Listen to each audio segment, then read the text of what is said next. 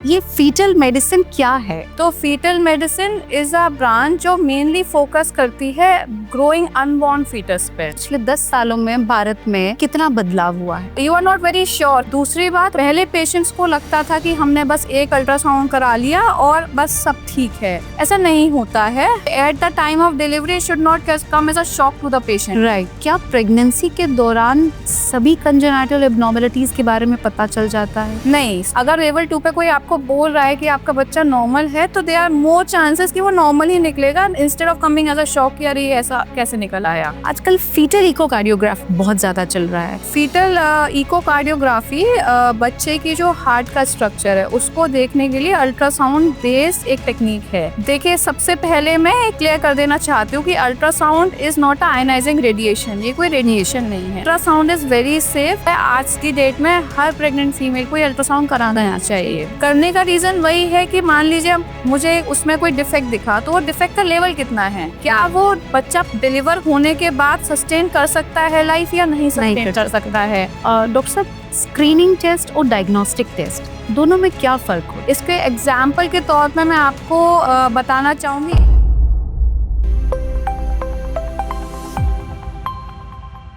Pregnancy के दौरान हर माता पिता ये जानना चाहते हैं कि उनका बच्चा स्वस्थ है या नहीं।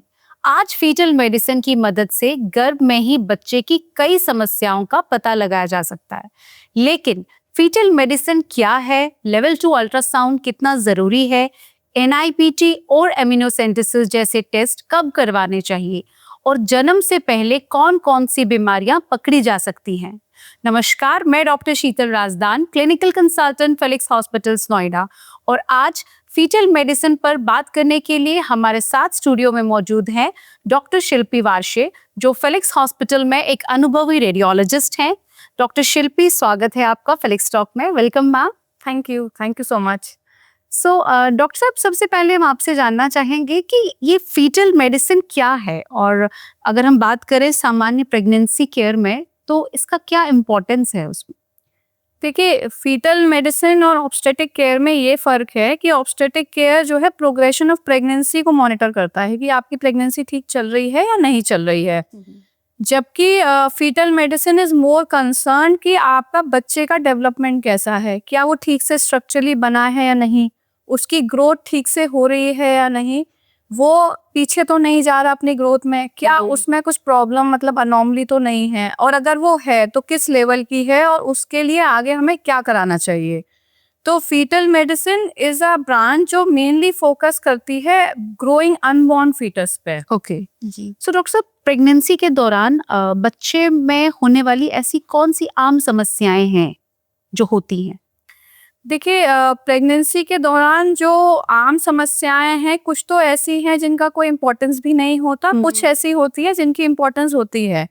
जो मोस्ट कॉमनली जो इम्पोर्टेंस रखने वाली प्रॉब्लम्स हैं जो हमें देखने को मिलती हैं वो है ब्रेन एंड स्पाइन की प्रॉब्लम्स। ओके। ब्रेन की प्रॉब्लम, जैसे कि ब्रेन में कुछ स्ट्रक्चरल डेवलपमेंट नहीं हुआ है। एक स्ट्रक्चर होता है जिससे दोनों ब्रेन के पार्ट्स कम्युनिकेट करते हैं, कॉर्पस कैलोसम, वो नहीं बना है। कभी कभी बच्चे का सर ही नहीं बनता है। कभी बच्चे के, आपने देखा होगा, बच्चे पैदा होते हैं तो उनकी रीढ़ की हड्डी के पीछे फोड़ा होता है या खुला हुआ होता है। सबसे कॉमन तो ब्रेन के यही प्रॉब्लम्स होते हैं, ब्रेन एंड स्पाइन के। इसके अलावा एक किडनी ना होना या किडनी में कोई प्रॉब्लम होना, किडनी में सूजन होना काफी कॉमन है, या फिर ब्लैडर का आउटलेट नहीं होना, मतलब कि पेशाब कर बच्चा कर नहीं पा रहा है पेशाब, इस तरह की प्रॉब्लम होना, बच्चे की ग्रोथ पीछे जाना, ये सारी प्रॉब्लम्स कॉमन हैं कंपेयर टू बाकी सारे। एक बहुत रेंज ऑफ अनोमलीज है जिसको फीटल मेडिसिन टैकल करता है, बट ये मेन है जो हमें देखने को कॉमनली मिल जाती हैं।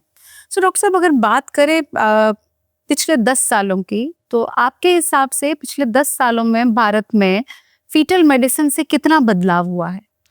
देखिए, पिछले 10 सालों में एक तो मशीन्स में बहुत इम्प्रूवमेंट हुआ है। जो अल्ट्रासाउंड मशीन्स का रेजोल्यूशन है, it has at par excel too much compare to previous times. उनका डॉपलर भी काफी अच्छा हुआ है।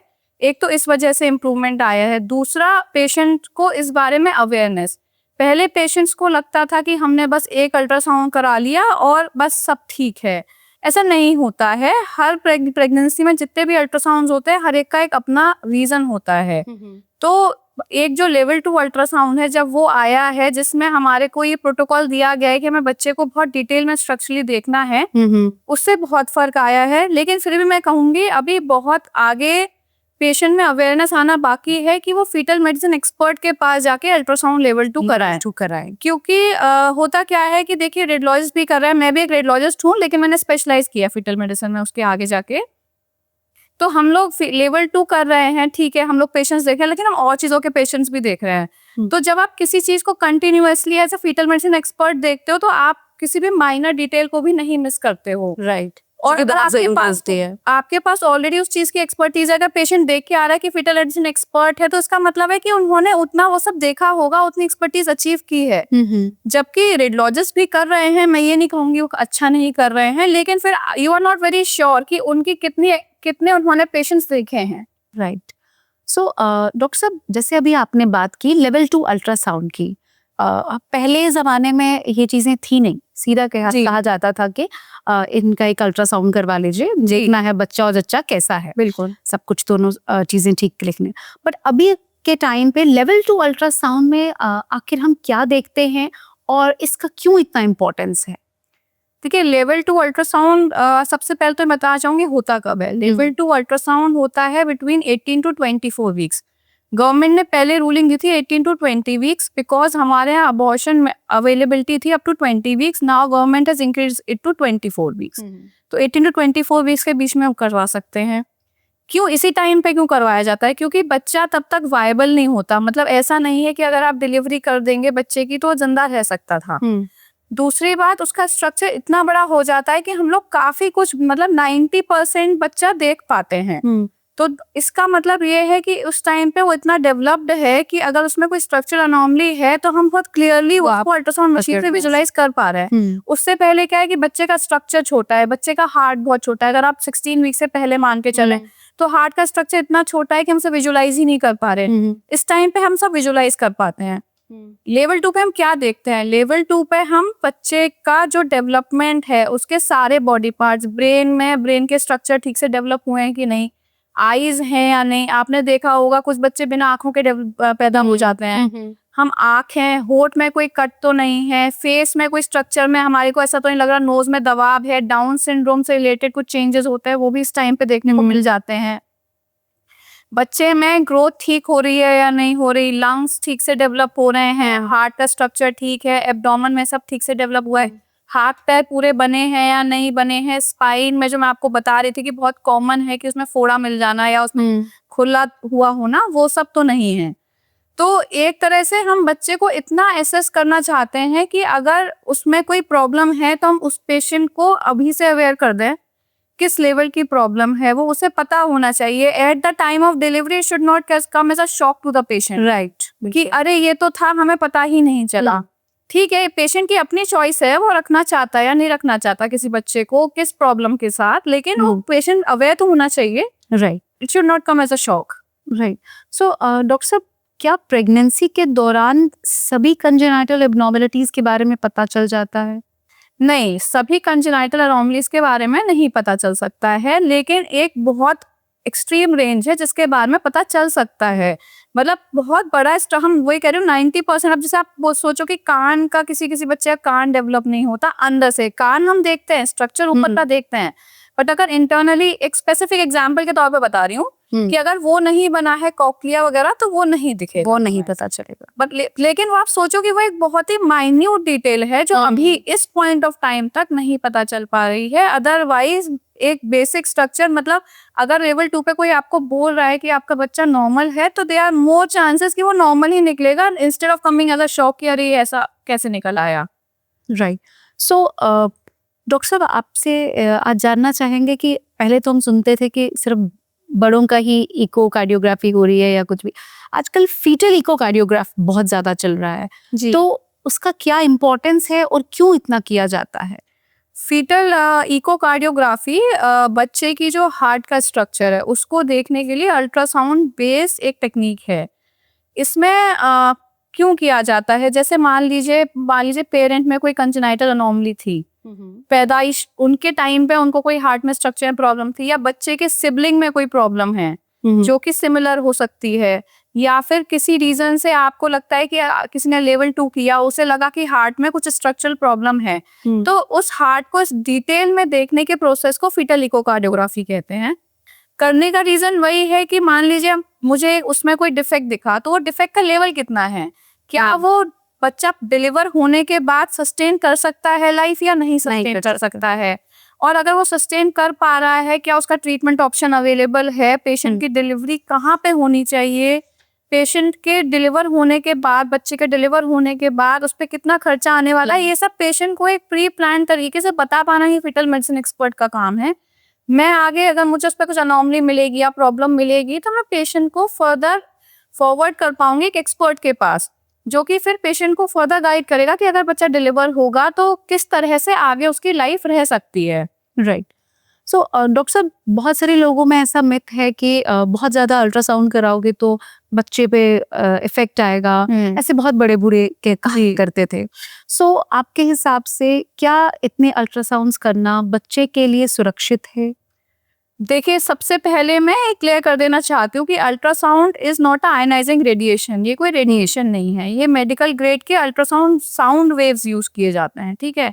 Over the decades it has been years, मतलब मोर देन 20 ईयर्स, 30 ईयर्स हो चुका है जब से अल्ट्रासाउंड इन स्पेस आया हुआ है मेडिकल फैसिलिटी के। तो ऐसा कुछ भी नहीं है, ultrasound is very safe. Requirement उसकी मल्टीपल अल्ट्रासाउंड की इसलिए होती है बिकॉज कुछ जो अल्ट्रासाउंड है, जैसे मैं आपको बताना चाहूंगी, एक डेटिंग स्कैन होता है, वो 7 to 9 वीक्स के बीच में होता है, जो उसमें बच्चे के डिलीवरी डेट दी जाती है, दैट इज एक्चुअली क्लोजेस्ट जब वो डिलीवर होगा, ठीक है। उसके बाद ग्रोथ के हिसाब से वो बहुत मॉड्यूलेट होने लग जाती है। फिर एक NT&B स्कैन होता है, वो 11 to 14 वीक्स के बीच में कराया जाता है, which is a risk predicting ultrasound, जिसमें बच्चे को एनिप्लॉइडी मतलब क्रोमोसोमल, जैसे आपने डाउन सिंड्रोम का नाम सुना होगा, ट्राइसोमी 21, 13, 18, इसका रिस्क कितना है, क्योंकि डुअल मार्कर भी अगर आप ब्लड टेस्ट कराना चाहते हो तो ये उसमें मेजरमेंट्स होने चाहिए, तभी वो एक रिस्क असेसमेंट होके आता है।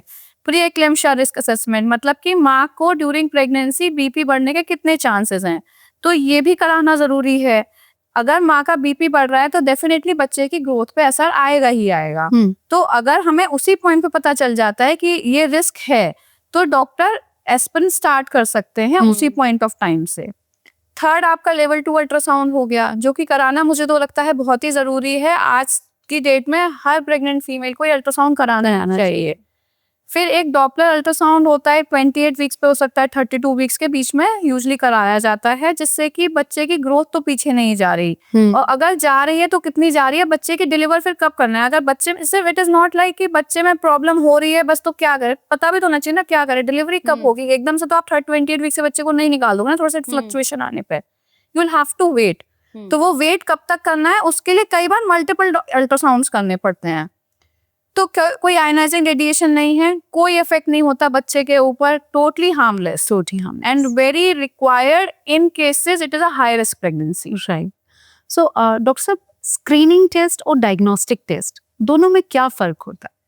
देखिए, स्क्रीनिंग टेस्ट आपको प्रोबेबिलिटी बताता है, चांस कि ये चीज हो सकती है या नहीं हो सकती है, जबकि एक डायग्नोस्टिक टेस्ट आपको कंफर्म देता है येस और नो में आंसर कि ये है या नहीं है। इसके एग्जाम्पल के तौर पे मैं आपको बताना चाहूंगी NIPT टेस्ट और एमनियोसेंटेसिस।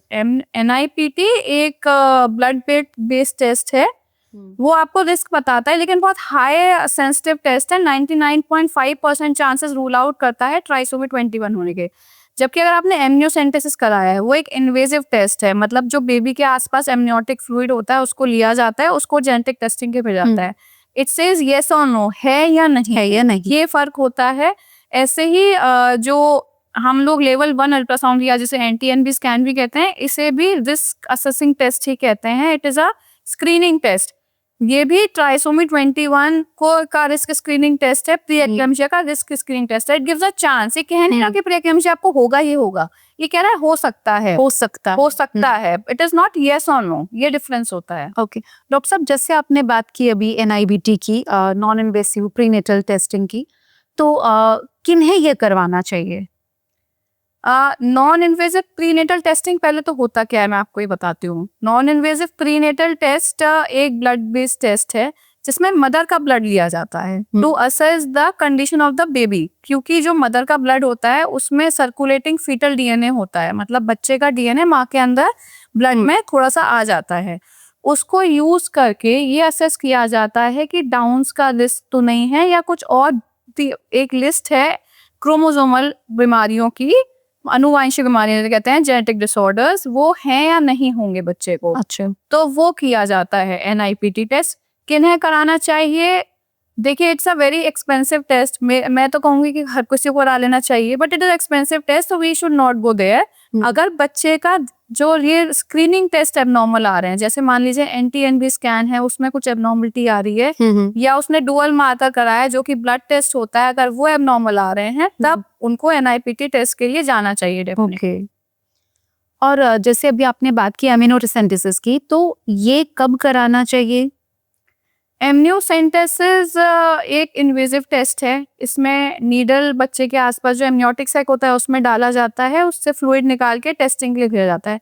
कब कराना चाहिए? एक तो यही है कि आपका जो आपके स्क्रीनिंग टेस्ट हैं वो एबनॉर्मल आया, आपका NT-NB एबनॉर्मल आया, आपका NIPT भी एबनॉर्मल आ गया, क्योंकि NIPT के बाद भी अगर उसमें पॉजिटिव आया तब भी आपको जाना पड़ेगा एमनियोसेंटेसिस के लिए, because it doesn't say 100% yes or no, it gives a high chance, but may be नहीं है बच्चे को, तो आप ऐसे बच्चे को क्यों अवॉइड करेंगे? कंफर्मेशन के लिए एमनियोसेंटेसिस कराना पड़ेगा। बच्चे में कोई स्ट्रक्चरल एबनॉर्मलिटी है तो आपको लग रहा है ये किसी जेनेटिक प्रॉब्लम से रिलेट हो सकती है, तो आपको एमनियोसेंटेसिस कराना पड़ेगा।